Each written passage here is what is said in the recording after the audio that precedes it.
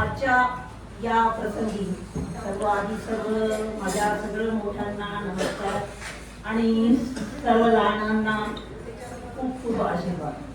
तर आज इथे मला आईबद्दल बोलायचं आहे, पण मला नाही बोलायचं. मला आज खरं म्हणजे तक्रार करायची आहे. आईचीच तक्रार करायची आहे याच्यासाठी की आई मी शाळेत असतानापासून कधीच माझा कुठलाच कार्यक्रम पाहायला वगैरे शाळेत नाही आली. एकदा आमच्या शाळेत नाव टाकलं की डबल काही आली नाही. म्हणजे आता माझं असं व्हायचं की शाळेपासून जर माझ्या बोलण्याची किंवा भाषणाची कोणी कितीही तारीफ केली तरी त्यामुळे मला नेहमी असं वाटायचं की जोपर्यंत आईकडनं तारीफ झाली नाही तोपर्यंत ते कसं पूर्णच वाटत नाही. मला आताही मी कुठे बोलायला गेली की माझ्या बोलण्यानंतर माझी तारीफ झाली की मला असं नेहमी वाटायचं की एकदा तरी व्हावं की मी बोलताना माझं लाईव्ह बोलताना माझ्या आईने ऐकावं. माझं रेकॉर्डेड भाषण आईने एक दोन ऐकले, पण ते राहून गेलं होतं. आणि म्हणून मग आता मला जर संधी मिळाली तर आता मी असं ठरवलं की आता नाही मी आईबद्दल बोलणार, आता मी माझ्याच बद्दल बोलणार. आता जर मला एवढा चांगला फ्रेंड भेटला तर आता मला माझ्याच बद्दल बोलायचं आहे.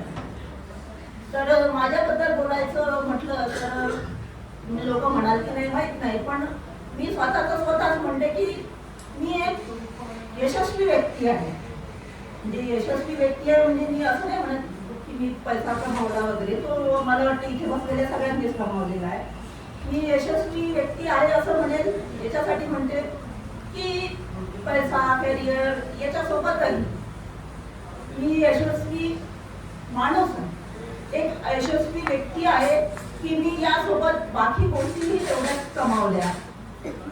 आज आईनी बाबांनी म्हटलं नाही तरी मला माहिती आहे त्यांच्या दृष्टीने मी एक चांगली मुलगी आहे. माझे भाऊ बहिणी अदनामधनं तरी म्हणतीलच की मी एक चांगली बहीण होती. एक नवऱ्याबद्दल म्हणाल तर माझा नवरा रोजच म्हणतो की मी एक चांगली बायको आहे. आणि बाकी सर्वांकडनं तर असं म्हटलं जाते की मी एक चांगली व्यक्ती आहे. तर आज मला इथे याच्यावर इथेच सांगायचं की मी एक चांगली व्यक्ती असेल तर ती का, तर त्या चांगली व्यक्ती असण्याच्या मागे जे काही रहस्य आहे किंवा जी गुरुकिल्ली आहे, गुरुकिल्ली रहस्य म्हणण्यापेक्षा मी असं म्हणेल की एक खजिना आहे. आणि आज मला तुमच्यासोबत तोच जो माझा खजिना आहे तो शेअर करायचा. जे ट्रेजर आहे ते मी म्हणेल ते हेरिटेज आहे. हेरिटेज आहे याच्यासाठी कारण आता मी जेव्हा त्याच्यावरच्या डेट्स वाचेल तेव्हा तुमच्याही लक्षात येईल की ते खूप जुनं पुराण आहे. म्हणून मी म्हणू शकते की तो माझा अगदी जुना हेरिटेज खजिना आहे. मी आता हे ऍट रँडम काढते, आता मलाही माहिती नाही याच्यात मागे पुढे काय आहे.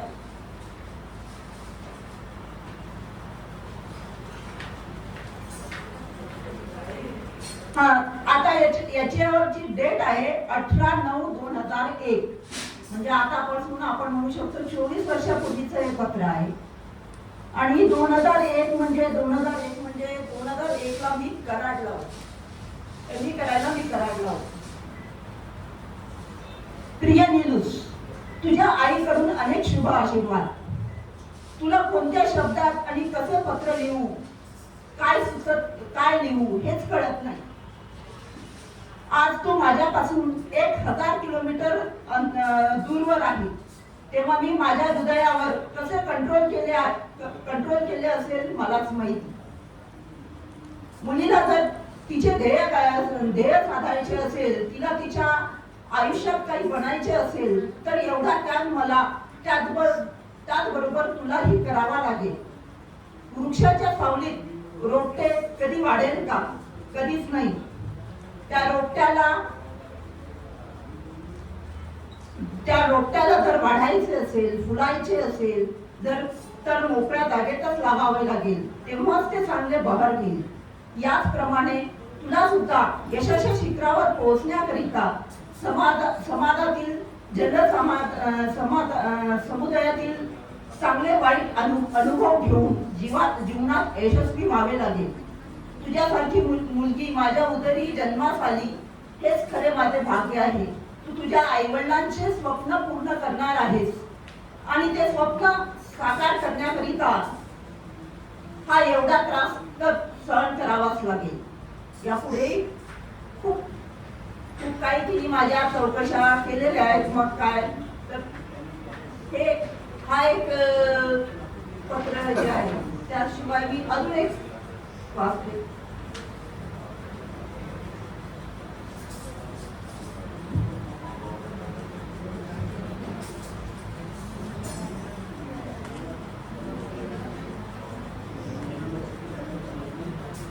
आता खरं तर या पत्राचा मला एकदम शेवटचा पॅरेग्राफ वाचायचा होता, पण तरी मी पहिल्या 2-3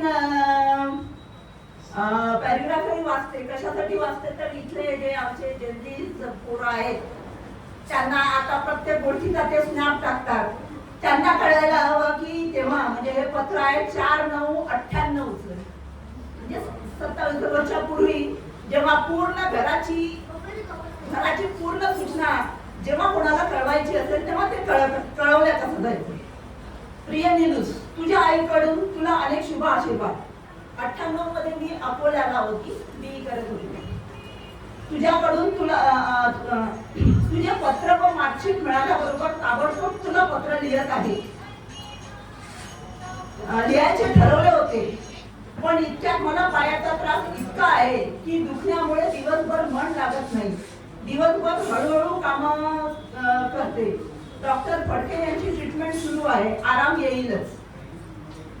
संजूने हिरो होंडा स्प्लेंडर मोटरसायकल कालच घेतली, त्यामुळे तो त्याच्यातच खुश आहे।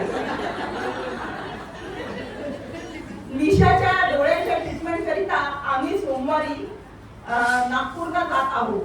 त्या ट्रीटमेंटमुळे तिच्या चष्म्याचा नंबर कमी होईल। तू आल्यावर तुला सविस्तर सर्व कळेलच।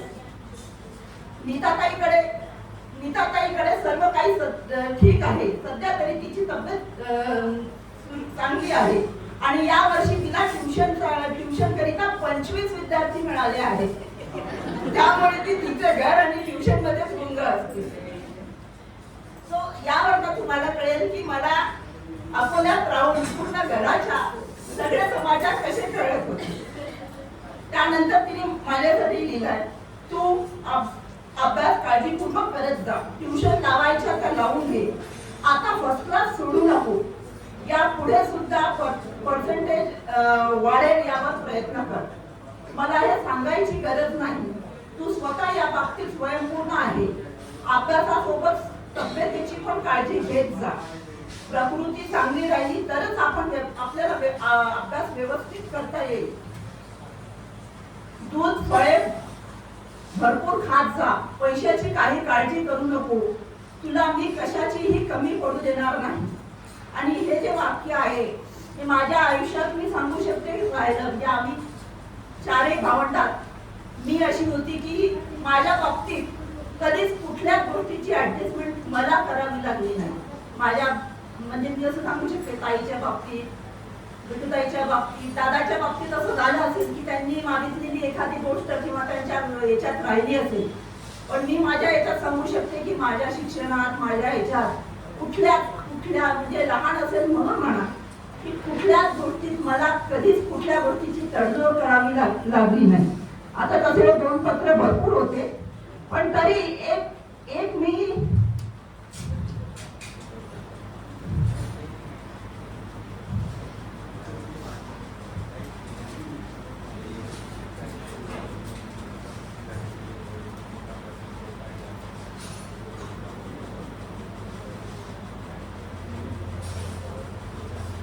पत्र अजून म्हणजे स्पेशल वाचता याच्यात। आता इथे किती जणांना बहुतेक माहितीच नसेल की तसा माझा तरी चांगला आहे रिझल्ट। मी अगदी स्ट्रक्चर फर्स्ट क्लास मध्ये पास झाली आहे, पण एकमेव माझा पहिल्यांदा असं झालं होतं की मी माझ्या एमईच्या फर्स्ट सेमला माझा एक पेपर बॅक आला होता। तेव्हाच हे पत्र आहे 2002 च। काल दुपारी तुझा फोन आला, रिझल्ट कळला। तुझी खूप निराशा झाली असेल, पण उदास होऊ नको। फेर तपासणी करिता तर नाटकच आहे। शिवाय आत्मपरीक्षण कर, आपण कुठे चुकलो, चूक दुरुस्त करण्याची खूप दुरुस्त करण्याची, चांगल्या अभ्यासासाठी तयारी ठेवू. माणसाने यशासोबत अपयश सुद्धा सहन करण्याची शक्ती ठेवावी. यश व अपयश या एकाच नाण्याच्या दोन बाजू आहेत. कधी कधी नाणे उलटेही पडतात, म्हणून घाबरून जाऊ नको. जिद्दीने व जबरदस्त प्रयत्न करून दुप्पट वेगाने करावे, म्हणजे यश हमखास मिळेल. माझी तर तुम्हा सर्व मुलींना एकच शिकवण आहे, जीवनात कोणत्याही संकटांना घाबरू नका, त्यावर मार्ग शोधा, पर्याय काढा. आत्मविश्वास कधीही कमी होऊ द्यायचा नाही. प्रयत्नांची पराकाष्ठा करायची, यश हमखास मिळेल. सुख दुःख यश हे तर सर्वांच्या जीवनात असतंच, म्हणून मार्ग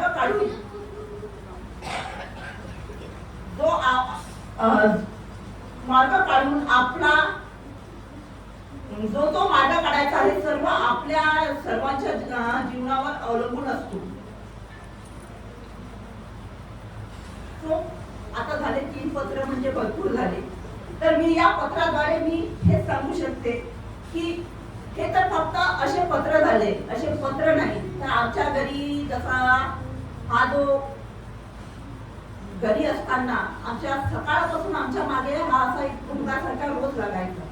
या गोष्टी पुन्हा पुन्हा आमच्या कानात बसल्या. त्यातल्या 2च मी गोष्टी सांगेन ज्याच्यामुळे मी आज यशस्वी आहे. त्यातला पहिल्या गोष्टी होत्या ज्या आईने आमच्या तिन्ही बहिणींना सारखं सांगितलं की मला माझ्या तिन्ही मुलींना स्वयंपूर्ण स्वतःच्या पायावर उभ्या असल्या पाहिजे. असं ती लहानपणापासून सांगत आली. कदाचित म्हणूनच आम्ही आता इथपर्यंत पोहोचलो. आणि दुसरी गोष्ट ती तिने त्या सोबत शिकवली की ठीक आहे, तुम्ही तुमचं करिअर कराल, हे सगळं कराल, पण त्याच्यासोबत तुम्ही तुमचे नातेसंबंध हे तितक्याच याने जपले पाहिजे. आणि आईच्या या 2 गोष्टी ज्या आहेत त्या मी व्यवस्थित बॅलन्स करत शिकली. आणि म्हणूनच म्हणू शकते की मी आज एक यशस्वी व्यक्ती आहे. आणि यासाठी मी आईचे पुन्हा पुन्हा झाले. वाढदिवसाच्या आई तुला खूप खूप शुभेच्छा.